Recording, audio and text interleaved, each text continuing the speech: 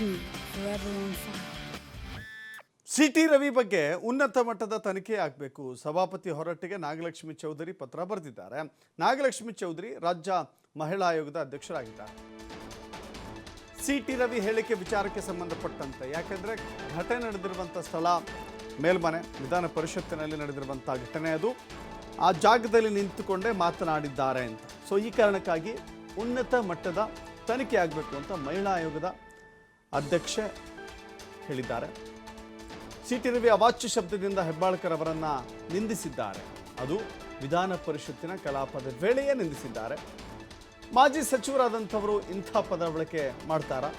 ಈ ಬಗ್ಗೆ ತಾವು ಉನ್ನತ ಮಟ್ಟದ ತನಿಖೆಯನ್ನು ನಡೆಸಬೇಕು. ಸಭಾಪತಿ ಹೊರಟ್ಟಿಗೆ ನಾಗಲಕ್ಷ್ಮಿ ಚೌಧರಿ ಪತ್ರದ ಮೂಲಕ ಒತ್ತಾಯವನ್ನು ಮಾಡಿದ್ದಾರೆ.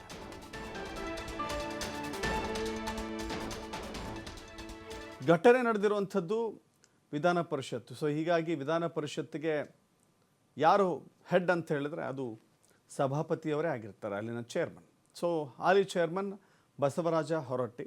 ಬಟ್ ಬಸವರಾಜ ಹೊರಟ್ಟಿ ಅವರು ಹೇಳಿದ್ದಾರೆ, ಒಂದು ಮೇಲ್ನೋಟಕ್ಕೆ ಘಟನೆ ಸಂಭವಿಸಿದಾಗ ಲಕ್ಷ್ಮೀ ಹೆಬ್ಬಾಳ್ಕರ್ ಅವರನ್ನು ಕರೆದು ಬಸವರಾಜ ಹೊರಟ್ಟಿಯವರು ಪ್ರಶ್ನೆಗಳನ್ನು ಕೇಳಿದ್ದಾರೆ. ಬಸವರಾಜ ಹೊರಟ್ಟಿಯವರು ಸಿಟಿ ರವಿಯನ್ನು ಕರೆದು ಕೇಳಿದ್ದಾರೆ,